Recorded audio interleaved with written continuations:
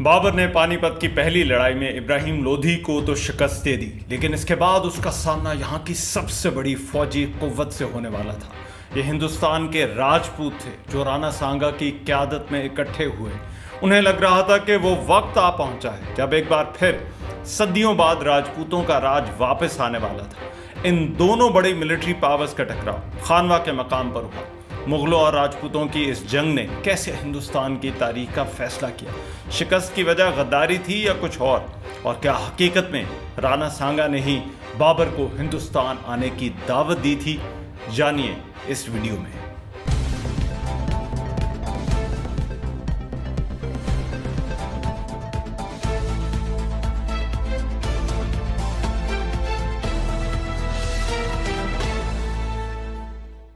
ये उस दौर की बात है जब सदियों से कायम दिल्ली सल्तनत अपने आखिरी दौर से गुजर रही थी और काबुल से बाबर ने हिंदुस्तान का रुख कर लिया। उसने 1526 में पानीपत की पहली लड़ाई में लोधियों को शिकस्त देकर दिल्ली पर तो कब्जा कर लिया, लेकिन हिंदुस्तान में एक और बड़ी ताकत यहाँ के राजपूत थे जिन्हें शिकस्त दिए बगैर उसका तख्त पर कब्जा नामुकम्मल था। पानीपत की लड़ाई के बाद एक साल के अंदर अंदर वो इन राजपूतों से टकराने वाला था जो उस वक्त अपने सबसे ताकतवर महाराणा राणा सांगा की लीडरशिप में इकट्ठे हुए थे और अपनी ताकत की पीक पर थे। ये खानवा की लड़ाई थी जिसे हिंदुस्तान की उन लड़ाइयों में गिना जाता है जिन्होंने इसकी तारीख को हमेशा के लिए बदल कर रख दिया। इस जंग में क्या हुआ था ये इस वीडियो में डिस्कस करेंगे। बाबर का पूरा नाम ज़हीरुद्दीन मोहम्मद था और ये 14 फरवरी 1483 में आंदीजान में पैदा हुआ था जो उज़्बेकिस्तान में है। इसके बाप का नाम उमर शेख मिर्ज़ा था जो फरगाना का हुक्मरान था। बाबर अपने आप को अमीर तैमूर और चंगेज़ खान का जानशीन कहता था क्योंकि उसका बाप तैमूर की नस्ल से था और उसकी माँ चंगेज़ खान की नस्ल से थी। उसने एक बहुत ही यंग एज में 11 साल की उम्र में 1494 में फरगाना का तख्त संभाला, लेकिन 2 साल बाद ही उसने समरकंद भी फतह कर लिया। समरकंद तो उसके हाथ से निकल गया, लेकिन उसे एक बड़ी कामयाबी उस वक्त मिली जब 1504 में काबुल का कंट्रोल उसके पास आ गया। उसकी नज़र हिंदुस्तान पर भी थी जहां के हालात में उसे एक अपॉर्चुनिटी नजर आई। उसने हिंदुस्तान पर हमलों का आगाज़ 1505 में किया था। पहले ये हमले पंजाब के इलाकों तक थे, लेकिन 1523 में सिकंदर लोधी के भाई आलम खान लोधी और पंजाब के गवर्नर दौलत खान लोधी ने बाबर को हिंदुस्तान पर हमले की दावत दे दी। बाबरनामा में यह भी लिखा है कि बाबर को राणा सांगा ने भी इब्राहिम लोधी के खिलाफ मदद की ऑफर की थी, लेकिन ऐसा हुआ था या नहीं इस कंट्रोवर्सी पर लड़ाई के बाद ज़रा तफसील में बात करेंगे। 1526 में जब बाबर अपनी फौज लेकर दिल्ली की तरफ बढ़ा तो उस वक्त दिल्ली के तख्त पर इब्राहिम लोधी हुक्मरान था। बगावतों और अफगानों के साथ उसकी लड़ाइयों ने इसे बहुत कमज़ोर कर दिया था। इब्राहिम लोधी को 1517 में राजपूतों से भी शिकस्त हो चुकी थी। बाबर ने इब्राहिम लोधी की फोर्सेस को पानीपत के मैदान में होने वाली पहली मशहूर लड़ाई में अप्रैल 1526 में शिकस्त दी। इब्राहिम लोधी खुद भी इस लड़ाई में मारा गया और यूं दिल्ली पर बाबर का कब्जा हो गया। राणा सांगा का नाम संग्राम सिंह था, लेकिन उसे आमतौर पर राणा सांगा ही कहा जाता है। उसका ताल्लुक मेवाड़ की सिसोदिया डायनेस्टी से था। राणा सांगा के बाप का नाम रायमल था और माँ का नाम रतन कमर था। अंदाज़ा है कि उसकी पैदाइश 1482 में हुई। ये रायमल का तीसरा बेटा था और अपने भाइयों के साथ तख्त की लड़ाई में उसकी एक आंख चली गई थी, लेकिन ये उन्हें शिकस्त देकर 1509 में मेवाड़ का हुक्मरान बन गया था। उस वक्त उसके कंट्रोल वाले इलाकों में राजस्थान, गुजरात, मध्य प्रदेश, हरियाणा, सिंध और उत्तर प्रदेश तक के इलाके शामिल थे। सिंध में उमरकोट का इलाका भी उसके कब्जे में था। चित्तौड़गढ़ इनका कैपिटल था। राणा सांगा एक कैपेबल जनरल था जिसने आसपास की रियासतों के खिलाफ कई कामयाब कैंपेन्स की थी। उसने मालवा और गुजरात के सुल्तान और मेवात के खानजादों को भी शिकस्त दी थी। उसने लोधी सल्तनत के खिलाफ भी लड़ाइयों में कामयाबी हासिल की थी। ये कामयाबियां उसकी रेपुटेशन के लिए एक बहुत बड़ा बूस्ट थी। बाबर ने तो उसके बाबरी में इसे हिंदुस्तान में एक बड़ा चैलेंज करार दिया और लिखा कि राणा सांगा ने अपने इरादों और तलवार के जोर पर हिंदुस्तान का एक बड़ा इलाका अपनी बादशाहत में शामिल कर लिया है। राणा सांगा को इन लड़ाइयों की पर्सनली और फिजिकली एक भारी कीमत चुकाना पड़ी थी। उसकी एक आंख के अलावा उसकी एक बाजू भी इस लड़ाई में जा चुकी थी और टांग भी माजूर हो चुकी थी, लेकिन उसकी यही कामयाबियां थीं जिसके बाद वो इस काबिल हो गया कि उसने राजपूताना के कबाइल को मुत्तहिद किया। रामा वल्लभ भाई सोमानी का हिस्ट्री ऑफ मेवाड़ में लिखना है कि इन कामयाबियों की वजह से ही तकरीबन सभी राजपूत सरदार उसके साथ हो गए थे। बैजनाथपुरी ने अपनी किताब कम्प्रिहेंसिव हिस्ट्री ऑफ इंडिया में लिखा है कि राणा सांगा के बारे में मशहूर था कि उसने 100 लड़ाइयाँ लड़ी और किसी में भी उसे शिकस्त नहीं हुई। ये बात दुरुस्त है या नहीं, लेकिन हिंदुस्तान के राजपूत अब दिल्ली के सुल्तानों की डिक्लाइन के इस दौर में राणा सांगा की तरफ ही देख रहे थे और उन्हें लगता था कि सदियों बाद अब राणा सांगा फिर से दिल्ली में राजपूत सल्तनत कायम करने वाला है। ये उसी राजपूत रूल की रिवाइवल होती जो मोहम्मद गौरी के हमलों के वक्त मौजूद था, लेकिन तराइन की लड़ाई में शिकस्त के बाद सब कुछ बदल गया। इस राजपूत रिवाइवल का ये ख्वाब महाराणा हमीर और महाराणा खुंबा के दौर में भी देखा गया था, लेकिन जो हालात अब थे, शायद राजपूत अपने इस ख्वाब की तकमील के लिए कभी इतना करीब नहीं आए थे। पानीपत की पहली लड़ाई में इब्राहिम लोधी की शिकस्त के बाद अब उनके और इस ख्वाब के दरमियान सिर्फ बाबर खड़ा था और इस बात ने राणा सांगा और बाबर दोनों के दरमियान शोडाउन अब यकीनी बना दिया था। पानीपत की लड़ाई में जीत के बावजूद बाबर की पोजीशन तख्त पर मजबूत नहीं थी। अगरचे दिल्ली और आगरा उसके कब्जे में थे, लेकिन उसे राजपूतों से तो मुसलसल खतरा था। बाबर के जासूसों ने इसी दौरान उसे राणा सांगा की लीडरशिप में राजपूतों की तैयारियों के बारे में खबरदार करना शुरू कर दिया, जो आगरा की तरफ बढ़ने की तैयारी कर रहे थे। आगरा के पास बयाना का किला उस वक्त एक अफगान सरदार निज़ाम खान के पास था। बयाना अब राजस्थान के भरतपुर डिस्ट्रिक्ट में ही वाक़ है। ये उस दौर में ग्वालियर से दिल्ली आने का रास्ता था और ये किला राजपूतों का दिल्ली और आगरा की तरफ एडवांस रोकने के लिए बहुत अहम था। इस किले में 10,000 के करीब अफगान मौजूद थे। बाबर ने उस्ताद अली खान को इस किले पर बमबारी का हुक्म दे दिया और साथ ही निज़ाम खान के भाई आलम खान को 2500 सवारों के साथ भेजा कि वो इस किले पर कब्जा करें, लेकिन निज़ाम खान ने बाबर की भेजी हुई इस फौज को शिकस्त दे दी। उस वक्त राणा सांगा की फौज भी इस तरफ बढ़ रही थी। जब बाबर के इल्म में यह आया तो उसने राजपूत फौज के खिलाफ जिहाद की कॉल दे दी और बयाना, ढोलपुर और ग्वालियर के अफगान सरदारों को भी उसका साथ देने का कहा। उन्होंने बाबर की यह दावत कबूल कर ली। अब राणा सांगा की फौज ने इस किले का मुहासरा कर लिया। अफगानों ने लड़ाई में इस किले का दिफा करने की कोशिश की, लेकिन नाकाम रहे। लड़ाई में कई अफगान कमांडर और सिपाही मारे गए और उन्होंने सरेंडर कर दिया। बाबर ने उस वक्त अपने कमांडर अब्दुल अजीज को फौज देकर भेजा कि वो राजपूतों की इस बढ़ती हुई फोर्स का रास्ता रोके। बाबर की भेजी हुई इस रिलीफ फोर्स की राजपूत दस्तों से लड़ाई बयाना के आसपास के इलाकों में हुई। राणा सांगा के कमांडर्स मेदिनी राय और मालदेव राठौर की कमांड में राजपूत दस्तों ने उन्हें भी शिकस्त दे दी। राणा सांगा ने बयाना पर कब्जे के बाद भुसावर पर भी कब्जा कर लिया। गोपीनाथ शर्मा का कहना है कि यूं उसने दिल्ली और काबुल के दरमियान बाबर की सप्लाई लाइन काट दी और साथ ही अब राजपूतों की इस फौज के लिए आगरा तक का रास्ता साफ हो चुका था। उस वक्त बाबर और राणा सांगा के दरमियान कुछ बातचीत भी हुई। राणा सांगा ने एक पूर्विया राजपूत सिरहादी तोमर को बाबर के साथ टर्म्स डिस्कस करने के लिए भी भेजा। उसका ख्याल था कि इसके बाद दोनों के दरमियान बातचीत के जरिए किसी नई बाउंड्री पर एग्रीमेंट हो जाएगा और बयाना को दोनों के दरमियान नई बाउंड्री के तौर पर डिक्लेयर करने की तजवीज़ भी दी, लेकिन बात नहीं बनी। बातचीत नाकाम हुई तो राजपूतों की फौज ने फरवरी 1527 में दिल्ली की तरफ मार्च शुरू कर दिया। बाबर इससे पहले ही जिहाद की कॉल दे चुका था। उस वक्त उसके लिए एक बड़ा चैलेंज उसकी फौज का मोरल था। ये फौज पानीपत की लड़ाई से भी रिकवर कर रही थी, फिर उसके सिपाहियों का सब्र का पैमाना भी लबरेज हो रहा था, क्योंकि वो दिल्ली की फतह के बाद वापस जाना चाहते थे और हिंदुस्तान का गर्म मौसम उनके लिए अजाब बनता जा रहा था। साथ ही राणा सांगा की फौज लोधियों की फौज के मुकाबले में एक बड़ा थ्रेट थी। ये फौज चार्ज थी और उसके पास कॉज भी थी। कहते हैं बाबर ने इस लड़ाई से पहले अपने तमाम सरदारों को एक मीटिंग के लिए बुलाया। उसने उनके सामने शराब का जाम भरा और फिर उसे ज़मीन पर उंडेल दिया और कसम खाई कि वो आज के बाद शराब को हाथ नहीं लगाएगा। उसने तकरीर में यह भी कहा कि उसे मालूम है कि उसकी फ़ौज के लोग वापस जाना चाहते हैं। बाबर ने इस मौके पर उनसे कहा कि अब हिंदुस्तान ही हमारा घर है। इसके बाद उसने कुरान निकालकर एक जज्बाती तकरीर की और अपनी फ़ौज से भी कुरान पर हलफ लिया कि वो मैदान जंग से भागेंगे नहीं बल्कि आखिरी दम तक लड़ेंगे। उसकी ये तकरीर बहुत असर कर गई। फौज की सफ़ों में गाजी गाजी के नारे गूंजने लगे। उसके सिपाहियों के पास जो शराब थी उन्होंने वो भी बहा दी। बाबर ने खुद लिखा है कि उसकी तकरीर का फ़ौज पर बड़ा असर हुआ। ये तकरीर उसकी फ़ौज के लिए गेम चेंजर थी, जिसके बाद उसके सिपाहियों का मोरल बहुत बढ़ चुका था।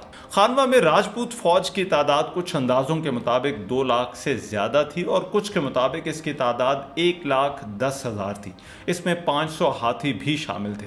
हरबिलास सरदा का कहना है कि राणा सांगा के पास 1,10,000 फौज थी, जिसमें उसकी एलाइड राजपूत रियासतों की फौज भी शामिल थी। मुख्तलिफ दस्तों की कमांड जो है वो राजपूत राजे कर रहे थे। राजपूत फौज में झाला अज्जा जैसे लेजेंडरी कमांडर्स भी शामिल थे। रमेश चंद्रा मौजूमदार ने लिखा है कि उसकी फौज में 120 राजे थे। तो उसके बाबरी में भी जिक्र है कि इस फौज में शीला दतिया या सिलहादी तोमर, रावल उदय सिंह, मेदनी राय, हसन खान मेवाती, भीरमल, निरपत हादा, बेराम देवा मेदितिया, बीर सिंह बुंदेला, राव गंगा करम सिंह और चंद्राबाहन चौहान जैसे राजे शामिल थे। ये ज्यादातर नॉर्थ इंडिया से ही थे। पृथ्वीराज चौहान के बाद इस तरह से राजपूत फौज कभी इकट्ठी नहीं हुई थी। ये उस वक्त राजपूतों की किसी भी जंग के लिए सबसे बड़ी फौज थी। इंटरेस्टिंगली इस राजपूत फौज में इब्राहिम लोधी का भाई महमूद खान लोधी भी शामिल था, जिसके साथ उसका 10,000 कैवेलरी सिपाहियों का एक दस्ता भी था। पानीपत की लड़ाई में इब्राहिम लोधी के मारे जाने के बाद अफगानों ने महमूद खान को उसका जानशीन नामजद किया था। इससे पता चलता है कि हिंदुस्तान में ये अलायंसेस उस वक्त कितने कॉम्प्लिकेटेड थे और इनकी मजहब की बुनियाद पर एक्सप्लेनेशन इतनी आसान नहीं जितनी समझी जाती है। बाबर काबुल से आई हुई अपनी फोर्सेस की कमांड खुद कर रहा था। इस फौज में वो कमांडर भी शामिल थे जो बाबर के साथ उसके बचपन से लड़ रहे थे। मकामी अफगान भी उसकी फौज में शामिल हो गए थे। 16वीं सेंचुरी में शेख मोहम्मद कबीर की अफसाना शाहान में लिखा है कि इस फौज की तादाद 80,000 के करीब थी। राजपूत और मुगल दोनों ही तरफ के हिस्टोरिकल सोर्सेज इस फौज की एग्जैक्ट तादाद के हवाले से कम मिलते हैं। ये मेनली कैवेलरी ही थी, लेकिन इसके अलावा उसके पास आर्टिलरी के दस्ते और बंदूकची भी थे। जब बाबर ने काबुल पर कब्जा किया था तो उस वक्त उसे ऑटोमन एम्पायर के गन पाउडर या बारूद के इस्तेमाल के बारे में पता चला था और उसने अपनी फौज में ये मॉडर्नाइजेशन शुरू की थी। उसने एक तुर्क उस्ताद अली को इस काम के लिए अपनी फौज में भर्ती किया, जिसने उसकी फौज में आर्टिलरी और बंदूकचियों की यूनिट्स तैयार की थी। जल्दी बाबर की फौज इसकी माहिर हो गई थी और मुतअद्दिद हमलों में उसे अंदाजा भी हो गया था कि बंदूकचियों की ये यूनिट्स किसी भी मुखालिफ फौज के लिए कितनी लीथल साबित हो सकती हैं। वल्लभ भाई सोमानी का लिखना है कि राजपूत फौज एक ट्रेडिशनल फौज की तर्ज पर थी।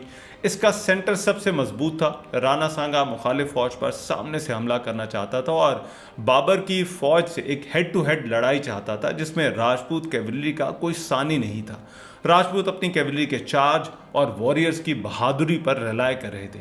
लेकिन इस फौज का एक बड़ा ड्रॉबैक भी था और वो ये था कि ये फौज मुख्तलिफ राजों महाराजों की फौज थी, इसलिए इस फौज के लड़ने का तरीकाकार अपना अपना था। कोऑर्डिनेशन इस फौज के लिए एक बड़ा चैलेंज था, लेकिन इस राजपूत फौज के पास नंबर्स थे और नंबर्स के अलावा कॉन्फिडेंस भी था।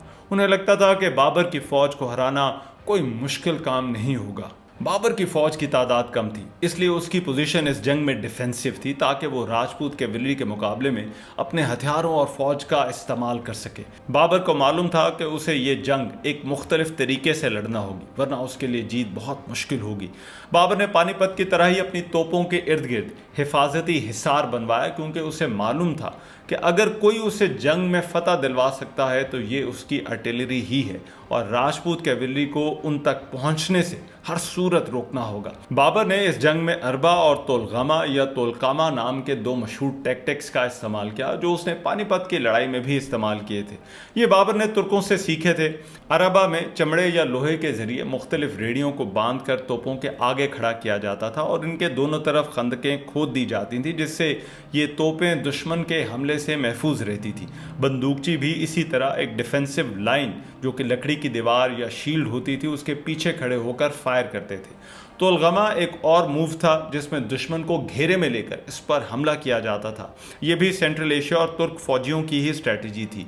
इसके जरिए मेन फौज के राइट और लेफ्ट फ्लैंक में मौजूद लाइट कैवलरी को मजीद छोटी यूनिट्स में तकसीम करके दुश्मन को घेरने के लिए इस्तेमाल किया जाता था। बाबर ने ये टैक्टिक्स इससे पहले पानीपत की लड़ाई में इस्तेमाल कर लिए थे, लेकिन खानवा में राजपूतों के खिलाफ ये इफेक्टिव साबित होते हैं या नहीं, इसका पता जंग के दिन ही चलना था। इस हिकमत अमली की कामयाबी और नाकामी पर ही बाबर और हिंदुस्तान की तारीख का इन्हसार था। 16 मार्च 1527 को ये दोनों फौजें खानवा के मैदान में एक दूसरे के आमने सामने खड़ी थी। खानवा का इलाका मौजूदा राजस्थान में फतेहपुर सीकरी के नज़दीक है और ये आगरा से तकरीबन 60 किलोमीटर और भारतपुर के सिटी से 35 किलोमीटर दूर है। वल्लभ भाई सोमानी का लिखना है कि जंग के दिन राणा सांगा अपनी फौज के दरमियान में था। राइट और लेफ्ट पर उसके एलाइज की फोर्सेस थी। बाबर भी अपनी फौज के सेंटर में था और उसके साथ उसके एलीट ट्रुप्स थे। उसके साथ एक दस्ते की कमांड उसका बेटा हुमायूं कर रहा था और दूसरे की मेहदी ख्वाजा, जो कि उसका एक ट्रस्टेड जनरल था। इस लड़ाई का आगाज सुबह 9:30 बजे के करीब हुआ जब बाबर की आर्टिलरी ने गोलाबारी शुरू की। उसके जवाब में राजपूत कैवेलरी ने अपना चार्ज शुरू किया। राजपूत कैवेलरी अपने ट्रेडिशनल स्टाइल में स्पीड के साथ आगे बढ़ रही थी। उस्ताद अली खान की कमांड में तोपों और बंदूकचियों ने इस चार्ज करती कैवेलरी पर फायर खोल दिया।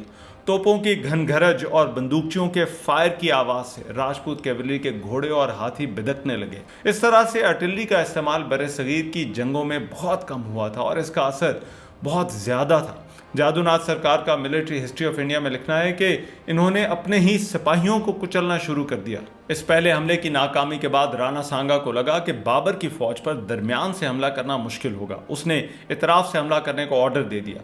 लेफ्ट और राइट फ्लैंक्स पर होने वाली ये लड़ाई 3 घंटे चलती रही। बाबर की फौज इस चार्ज करती कैवेलरी पर तीर बरसाती रही और बंदूकों से फायर करती रही।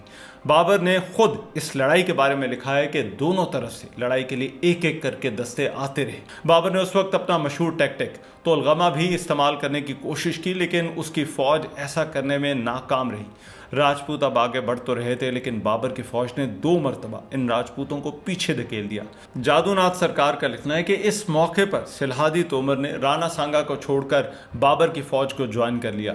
एक रवायत यह भी है कि सिलहादी तोमर अपने 30,000 सिपाहियों के साथ जंग से विड्रॉ कर गया, लेकिन रामेश चंद्रा मुजुमदार का लिखना है कि बहुत से हिस्टोरियंस का मानना है कि ऐसा नहीं हुआ था और ये सब बातें शिकस्त के बाद बनाई गईं।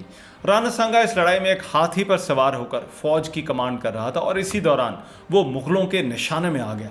उसे एक गोली लगी जिससे वो बेहोश हो गया। ये देखकर राजपूत फौज के अंदर एक पैनिक और कंफ्यूजन फैल गई।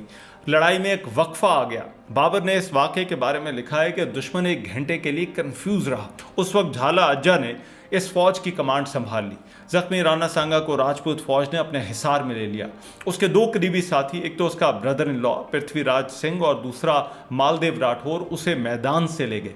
अब राजपूतों के लिए कोऑर्डिनेशन और मुश्किल हो गई थी। राजपूतों के हमले तो जारी थे, लेकिन उनके लिए सबसे बड़ा मसला बाबर की फौज की डिफेंसिव लाइन को तोड़ना था। वो अभी तक ऐसा करने में नाकाम रहे थे। बाबर की फौज ने अपना डिफेंस होल्ड किया हुआ था। राजपूत फौज का सेंटर में हमला भी नाकाम रहा था, जो उनकी मिलिट्री स्ट्रेटेजी का मेन मकसद था। बाबर की फौज के बंदूकची और तीरंदाज उसके कमांडर निजामुद्दीन खलीफा की कमांड में मुसलसल सेंटर में इस बढ़ती हुई राजपूत कैवेलरी को निशाना बना रहे थे। उनकी स्ट्रेटेजी ये थी कि बंदूकची हर मरतबा फायर करने के बाद पीछे हट जाते, मुगल कैवेलरी आगे बढ़ती और राजपूत कैवेलरी से मुकाबला करने लग जाती। बाबर की फौज हर चार्ज के साथ अपनी अरबा में बनाई गई डिफेंसिव लाइन को भी और आगे ले जाती और यूं इन बंदूकचियों और तोपों की रेंज और बढ़ती जा रही थी। इन बंदूकचियों और तोपों ने राजपूत फौज का सेंटर में बहुत नुकसान कर दिया था। जादूनाथ सरकार का लिखना है कि सेंटर में राजपूत गिरते और मरते रहे, वो गोलियों का निशाना बनते रहे। राजपूतों का कैवेलरी चार्ज अब अपना मोमेंटम खो चुका था। सेंटर में राजपूत फौज की कमजोर पोजीशन को देखते हुए बाबर ने अब अपने एलीट ट्रूप्स को इसी सेंटर पर हमला करने का ऑर्डर दे दिया। मुगल फोर्सेस का यह हमला बहुत जोरदार था और उन्होंने राजपूतों को पीछे धकेल दिया। इस लड़ाई में राजपूतों के अब बहुत से कमांडर मारे जा चुके थे। उनका कमांडर इन चीफ राणा सांगा भी मैदान में नहीं था। राजपूत राजों ने अपनी बची हुई फौज इकट्ठी करना शुरू कर दी और मैदान से जाना शुरू कर दिया। उन्होंने बाबर की फौज पर एक लास्ट अटेम्प्ट राइट और लेफ्ट फ्लैंक से की, लेकिन ये एक डेस्परेट अटेम्प्ट थी। इसमें उनके और सिपाही मारे गए। बाबर की कैवेलरी अब आगे बढ़ रही थी और एक थकी हुई राजपूत फौज उसका मुकाबला करने की सकत नहीं रखती थी। सेंटर से अपनी फौज को यूं टूटता देखकर राजपूतों के पिछले दस्तों ने मैदान से निकलना शुरू कर दिया और जो वक्त के साथ साथ एक फुल ऑन रिट्रीट में बदल गया। जंग अब इनके हाथ से निकल चुकी थी और यूं ये जंग बाबर की फतह पर ख़त्म हुई। जंग खत्म हुई तो बाबर ने मैदान में मारे जाने वाले राजपूत सिपाहियों के सरों का एक मीनार तामीर करवाया।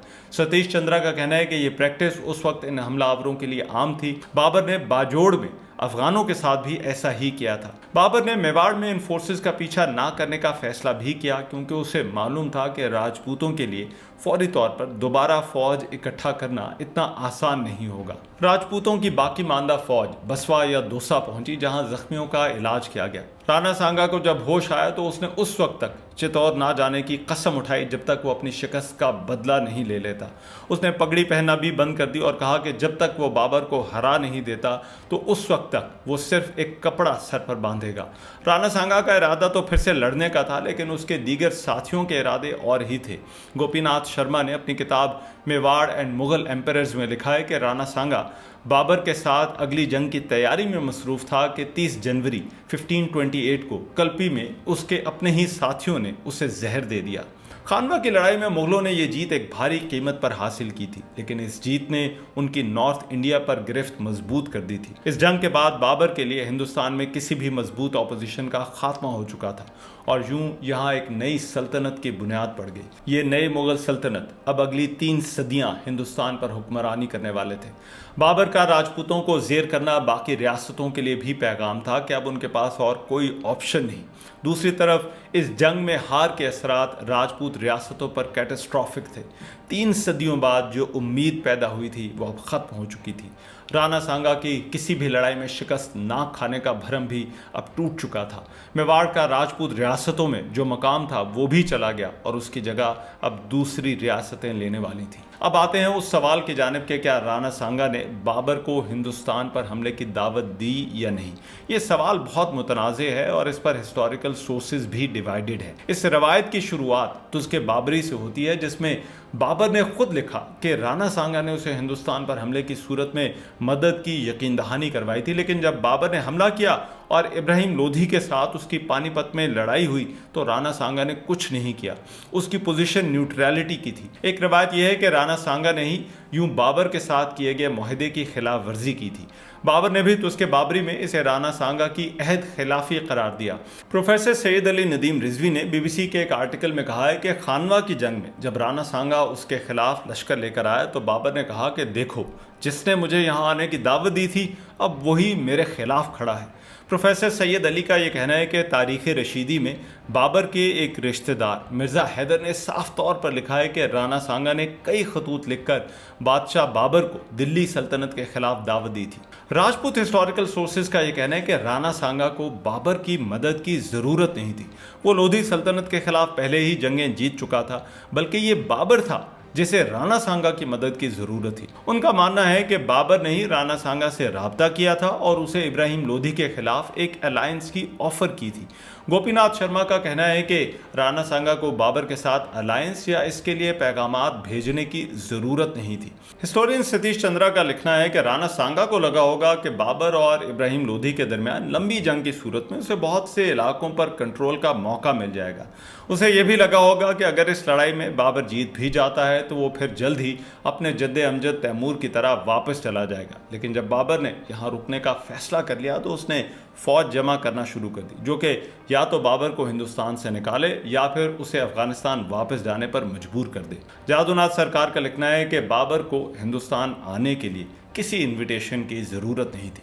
बाबर इससे पहले काबुल से पंजाब पर हमले कर रहा था, जहां दौलत खान लोधी हुक्मरान था। राणा सांगा ने बाबर को यहां बुलाया या नहीं, इसकी गूंज अब भी यहाँ की तारीख और सियासत में सुनाई देती है। लेकिन ये बात तय है कि ये दोनों हरीफ ही ठहरे थे जिन्होंने एक दूसरे से जंग की। अहम बात क्या है, वो ये है कि इस जंग में बाबर की मिलिट्री स्ट्रेटजी और टेक्नोलॉजी का इस्तेमाल गेम चेंजर था। उसने अपने मिलिट्री प्लान को जिस तरह से तैयार किया और एग्जीक्यूट किया, ये इस जंग में एक डिसाइसिव फैक्टर था। राजपूतों के कैवलरी चार्ज और उनके शॉक एंड और टैक्टिक्स भी नाकाम रहे थे। गन पाउडर और बंदूकचियों का इस्तेमाल भी एक अहम फैक्टर था और इस जंग के बाद बरसगीर की तमाम जंगें बदलने वाली थी। कैवलरी को जंगों में अब वो एडवांटेज नहीं रहा था जो इससे पहले उनके पास था। ये तरीके आउटडेटेड हो चुके थे और यही सबसे बड़ा फ़र्क था। राजपूतों की नज़र में खानवा आज भी राणा सांगा की बहादुरी और शुजात की एक मिसाल है। इस लड़ाई के बाद राणा सांगा राजपूत हिस्ट्री में अमर हो गया और इस जंग ने कई राजपूत लेजेंड्स को जन्म दिया। राजस्थान में कई मेमोरियल और मॉन्यूमेंट्स इनके नाम से बने। ये लड़ाई इनकी बैरूनी हमलावरों के खिलाफ मज़ाहमत की एक मिसाल भी है।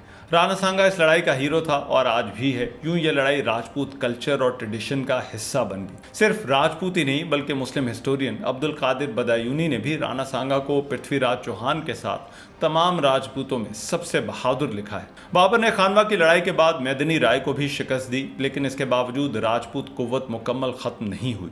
जो पावर वैक्यूम पैदा हुआ उसे जल्द ही मालदी और राठौर ने पुर किया। आने वाले सालों में मुगलों और राजपूतों दोनों को ही शायद अंदाजा होने वाला था कि उनका गुजारा एक दूसरे के बगैर मुमकिन नहीं, जिससे राजपूत मुगल अलायंस की बुनियाद भी पड़ी और इसका एक अहम हिस्सा मैट्रिमोनियल अलायंसेस थे। इसमें कोई शक नहीं कि राणा सांगा और राजपूत इस जंग में बहादुरी से लड़े, लेकिन जंग सिर्फ बहादुरी की नहीं बल्कि हिकमत अमली और टेक्नोलॉजी की भी होती है, और यही कुछ खानवा में भी हुआ। अगर आपको ये वीडियो अच्छी लगी हो तो बेल आइकॉन पर क्लिक कीजिएगा और चैनल को सब्सक्राइब भी कीजिएगा।